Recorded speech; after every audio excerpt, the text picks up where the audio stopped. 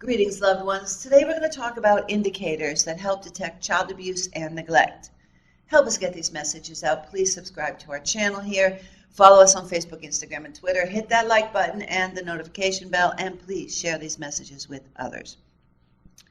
You know, just by doing so, you could save a life. What we know about ourselves and our behavior tells us that any of us might abuse or neglect children. Many of us have felt at times that life is just more than we can handle. But what stops us from giving up or lashing out are skills and mechanisms we have learned to control or divert our anger, accept and assume adult responsibility, recognize realistic boundaries of acceptable behavior and expectation, and seek and accept help and support. When adults are faced with a situation which requires the use of coping skills that have not been developed, child abuse or neglect often results. So let's talk about some indicators. In the family where physical abuse is occurring, the abusive adult may have unrealistically high standards and expectations of himself and his children. The abuser may be rigid or compulsive, be hostile and aggressive, be impulsive with poor emotional control, be authoritative and demanding, fear or resent authority. The abuser also may lack control or fear losing control. They may be cruel or sadistic. They may be irrational, be incapable of child rearing. They trust no one, and they believe in the necessity of harsh physical discipline, and they accept violence as a viable means of problem resolution. Abusers have an undue fear of spoiling the child and consistently react to the child with impatience or annoyance. And they may be overly critical of the child and seldom discuss the child in positive terms. The abuser may lack understanding of the child's physical and emotional needs, lack understanding of the child's developmental capabilities, be reluctant or unable to explain the child's injuries or condition, or give explanations which are far-fetched or inconsistent with the injury. Also, abusers may over or underreact to the child's injury. They may not consent to diagnostic studies of the child, have the child treated by a different hospital or physician each time the child needs medical attention. Abusers fail to keep appointments, perceive themselves as alone without friends or support. They view seeking or accepting help as a weakness.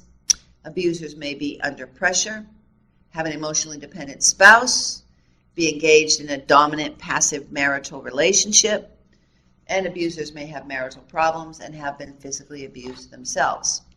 In the family where sexual abuse is occurring, the abusive adult may be overly protective of the child, may refuse to allow the child to participate in social activities, may be jealous of the child's friends or activities, accuse the child of promiscuity. The abuser adult may distrust the child or have marital problems, need to be in control, or have a fear of losing control. The abuser in the family may be domineering, rigid, or authoritarian. And they also may favor a special child in the family. Another thing is, abuser in a family may have been sexually abused themselves as a child. So in the family where emotional abuse is occurring, the abusive adult may act irrationally or appear to be out of touch with reality. They may be deeply depressed, exhibit extreme mood swings, constantly belittle the child or describe the child in terms as bad, different, or stupid. Emotional abuse in the family, the abuser may be cruel or sadistic, be ambivalent towards the child, expect behavior that is inappropriate to the child's age or developmental capabilities, and the abuser may consistently shame the child or threaten the child with withdrawal of love, food, shelter, or clothing. Emotional abuse in the family, the abuser may consistently threaten the child's health or safety and reject the child or discriminate among the children in the family. They may be involved in criminal activities or use bizarre and extreme methods of punishment. In an abusive family with emotional abuse, the abuser may avoid contact with the child, seldom touching, holding, or caressing him or her. The abuser may avoid looking or smiling at the child and be overly strict or rigid. They may torture the child, and they may physically abuse or neglect the child.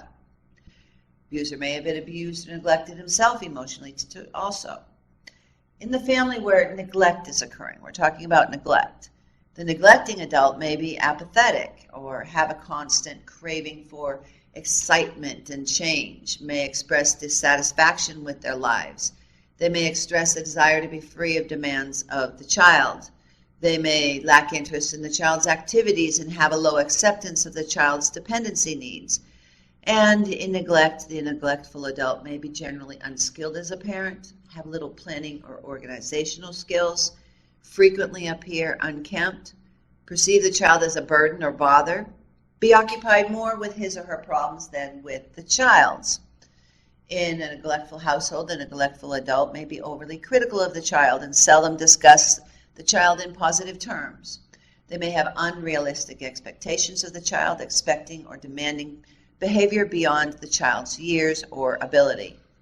And in a neglectful home, the neglectful parent may seldom touch or look at the child, ignore the child's crying, or react with impatience. They may also keep the child confined, perhaps in a crib or playpen, for long periods of time. They may be hard to locate. They may lack understanding of the child's physical or emotional needs. They may be sad or moody.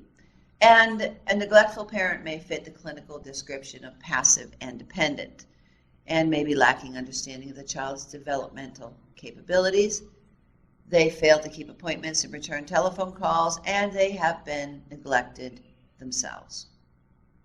According to the CDC, over half of all children in the world, that is 1 billion children ages 2 to 17, who experience violence every year. So the question is not if you'll encounter a victim of violence. The question before God is, what will you do when you do encounter them? You know, you could be the person who saves a life. You are called. We are all called to be champions for justice. So if you're a victim of violence, I want you to reach out to someone today. If you find yourself in a dangerous situation, call 911 for help. If you know of a child or other person suffering violence, tell the authorities. In our next episode, we will talk about physical indicators and behavioral indicators of child abuse and neglect. Until then, God bless you.